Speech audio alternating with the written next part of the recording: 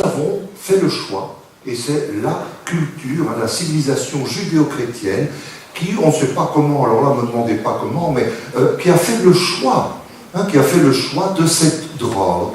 On fait la publicité pour cette drogue.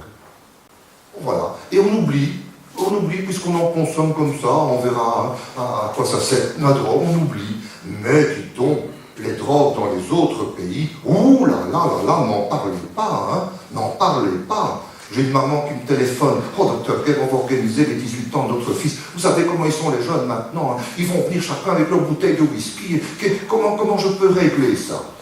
Oh, bah, je dis, madame, si jamais ils viennent avec du cannabis, qu'est-ce que vous faites? Ah non, pas de drogue chez moi.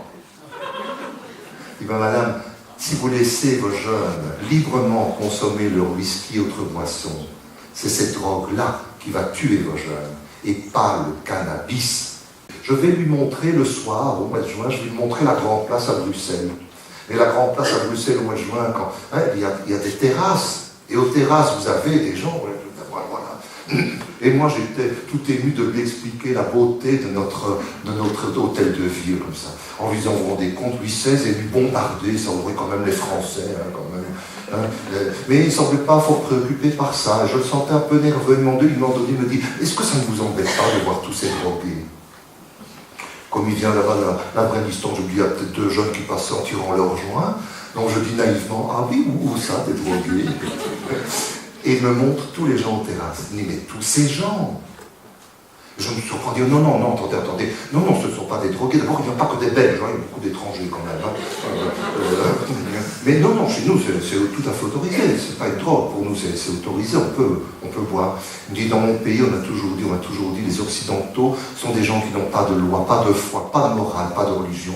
Ils consomment leur drogue au vu et au su de tout le monde. Grand moment de solitude pour moi, vous comprenez. Et au repas, j'ai bien vu qu'il était musulman. Et je lui dis, mais là-bas en Afghanistan, vous ne pouvez pas prendre l'alcool. C'est interdit par votre religion. Mais quand même, quand vous êtes, je ne sais pas, moi, avec vos copains, le fait de famille, ou je ne sais pas, moi, vous voulez vous détendre, qu'est-ce que vous faites alors? Et il me dit, ben nous, on fume un joint. Pourquoi? Donc ça veut dire que pour eux, le cannabis, c'est banal. Mais l'alcool, pas. Vous voyez que ce qui est notre problème, c'est que nous avons banalisé et pas la moindre des drogues. Pas la moindre des drogues. Hein? Vous savez qu'en Chine, dans les hautes montagnes de Chine, il y a encore des fumeries d'opium. Ça fait partie de leur culture. Ça démolit le cerveau très rapidement. Les autorités sanitaires essayent de modifier cette culture. Mais il y a encore des fumeries d'opium. Et vous, j'ai quand même souri. Parce que c'était le moment des élections communales en Belgique. Et sur un plateau de télévision, pas loin d'ici d'ailleurs, se trouvait un père et son fils.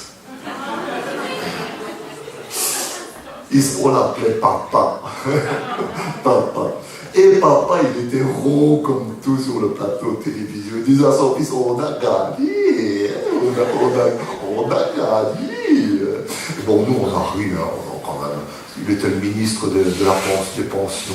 Hein. Et c'est un homme remarquable, hein, qui connaissait ses dossiers, etc. Mais il buvait un peu beaucoup. Et nous, on en a ri. Vous êtes d'accord? Dans les pays où l'alcool est considéré comme une drogue illicite, comme l'héroïne, comme la cocaïne, comme le cannabis, comme le LSD, etc. chez nous, eh bien, la Belgique, on en a pris pour notre grade.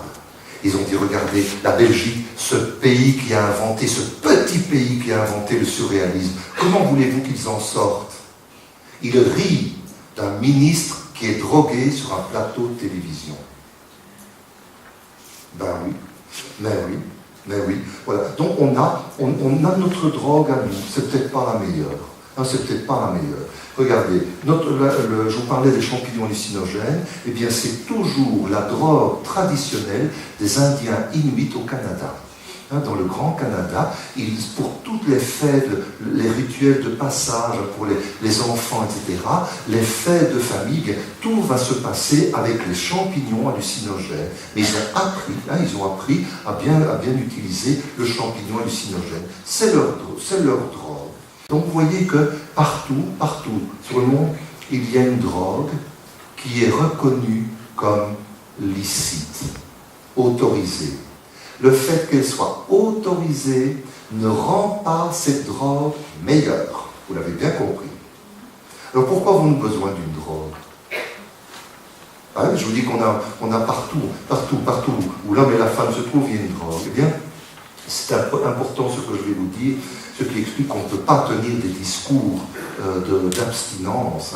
Eh bien, nous les humains, nous percevons très vite, c'est la psychanalyse qui nous apprend ça, mais on le savait déjà avant la psychanalyse, l'enfant perçoit très vite dès sa naissance qu'il est destiné à mourir. Vous êtes au courant? Oui, je vous apprends rien dedans. Mais on essaie de vivre comme si on était éternel.